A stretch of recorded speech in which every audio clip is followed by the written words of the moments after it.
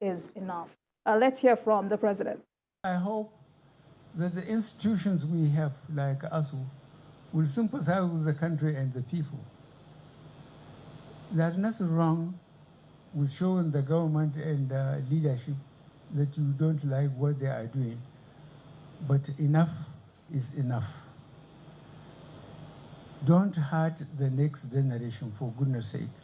So those of you who have friends that are teachers and influential or even not influential, please persuade them to go back to classes so that our children can resume their educational pursuit.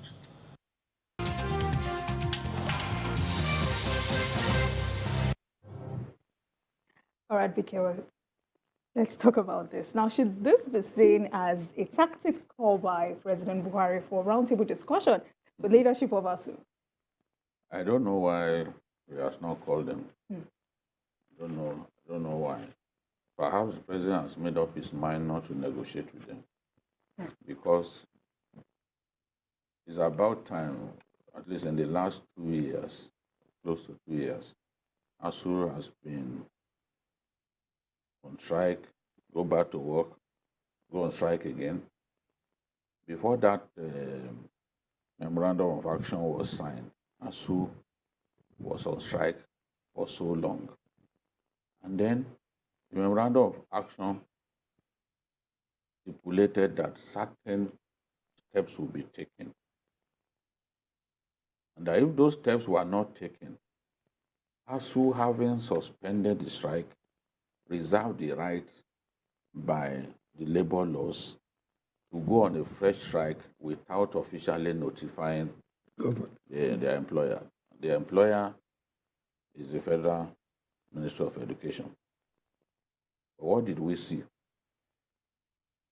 Those agreements are not honored. I believe that we will be in a much better place when government makes a habit of honoring its word. But that's not what we are seeing. They treated the health workers the same way. Those guys chose a time when we were battling with COVID to go on strike. Invariably, we had no choice. We had to yield to their demands. They said, look, we can't have a situation in which you are paying us the same hazard allowance that was instituted in the 80s, early 80s. You have to increase this hazard allowance. They made it look like they would never listen. But invariably, government was able to, government yielded to their demands and they are back to work.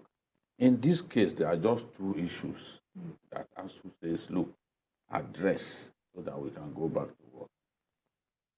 The matter of IPPIS and UTAS.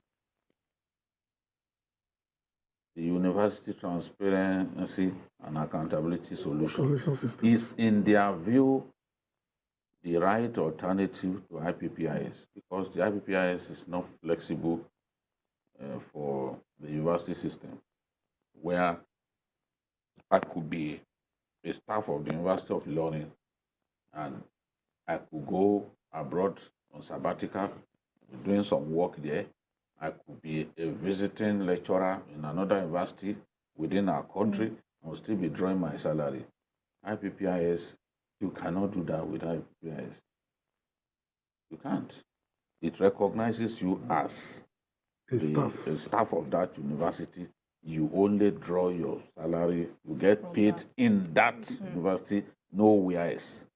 And I said, this all over the world, this is not the system. This is not flexible. You said, come up with your alternative to it. Government should be able to look at the alternative that these guys spent about 30 million of their money coming up with. Look at it. If it makes sense, go ahead and use it. disenroll them from IPIS. But people are saying, oh, you cannot tell your employer the way, the way your salary should be paid and all that. That's why we have this situation. Then the second one, how many of us will agree to be on the same wages for 10 years or more? You have the 2009 agreement. The agreement even stipulates that it should be, from time to time, it should be reviewed. You refuse to review. These guys have been on the same wages since, and we don't want them to complain. Honestly, I don't understand. I have spoken with some of the people in government, and I agree with what the Committee of Vice Chancellors said, that only the president can solve this problem. Why did they say that? Because even the ministers have come out to say only the president can give the directive to migrate from IPPIS to UTAS. None of those ministers has got the power to do that.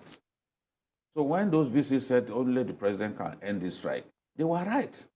Led for Ngige. Ngige will want to end this strike, but Ngige is not even the employers of those guys. All right, so Bikio, if it's looking like only the president can solve this problem, why then is he calling on well-meaning Nigerians like you and I? He wants us to appeal to them. He believes that if we talk to them, that they are our friends. If we talk to them, that they will listen. These are people whose salaries have been stopped. The more you subject a person who is pursuing a goal, the more you subject him to pains, the more determined he becomes. This is not the longest strike in the history of ASUU. We've witnessed longer strikes. Far longer. So if we may refuse to pay them, somehow they will get by. But the students are suffering. And the system, The system is suffering. That's why the president has a decision to make. Remember, clerics and some traditional rulers, led by the Sultan, met with these people, I think in December. They met with them. But I was told that even after meeting with them, they were supposed to then meet the president to convey to brief him on their discussion. But they were not even given audience. They've not told them that, okay, this is the time to come and brief the president about this matter. The issue of renegotiation of their condition of service and all that, government nominated someone. That person came up with a report. You refuse to do anything about the report. Your own person, you nominated Musalin Jibril to meet with them and then come up with his own findings. You didn't take action on it. All right, GKB. So how can the strike, how can it end?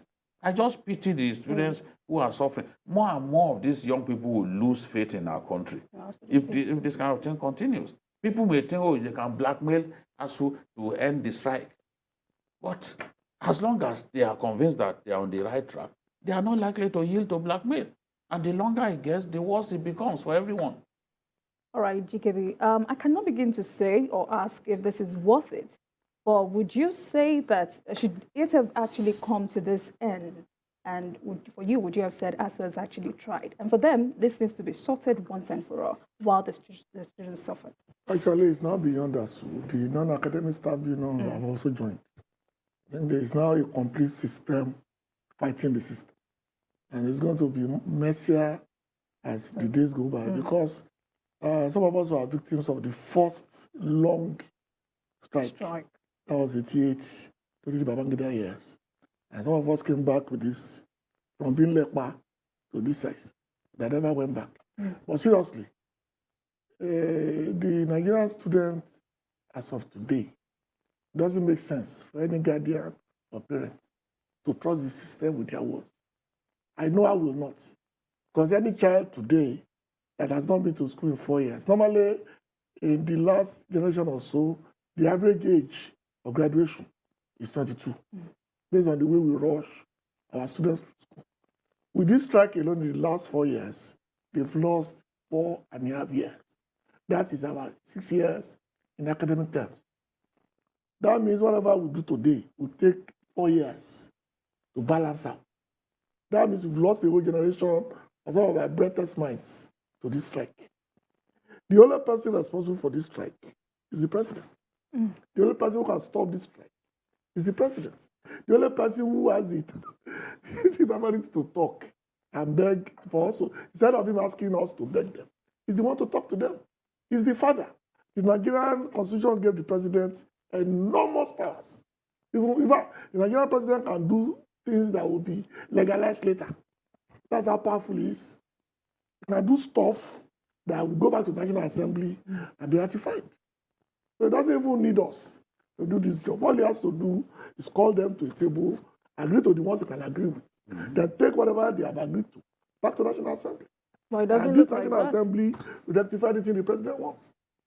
So it's up to the president to be proactive. Because I have a feeling that ego is involved there. Somebody somewhere is feeling slighted by the audacity of these lecturers to go on strike. And he doesn't want to. I'm not saying this president, maybe the minister, maybe a permanent secretary. I don't know. But somebody in the system has made up his mind is going to punish these people All for right. subordination. All right, gentlemen, we have Olawale from Ikorodu. Hello, Olawale. Yeah, good evening, Jumoke. Good evening. Good evening. Good evening, sir. Yes, I just have two brief comments. If the president likes, let him start all the roads in all the states, as well as build flyover, all at sea. But history, because the people who are going to fly the roads and the bridges are not safe. So nobody will be interested. The life is our life is more important than the bridges and the roads. Secondly, this issue of ASUU strike, okay, let the president intervene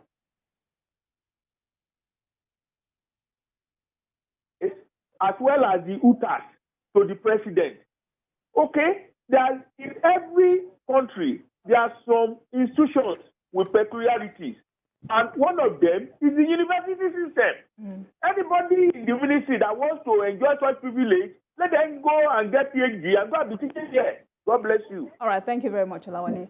Bikeo, one of the key issues ASUU has pointed out is the issue of IPPS, which ASUU says is a conduit pipe to squander fund.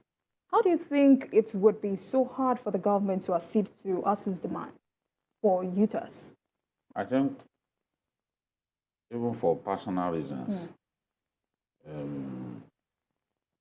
government is reluctant to do this.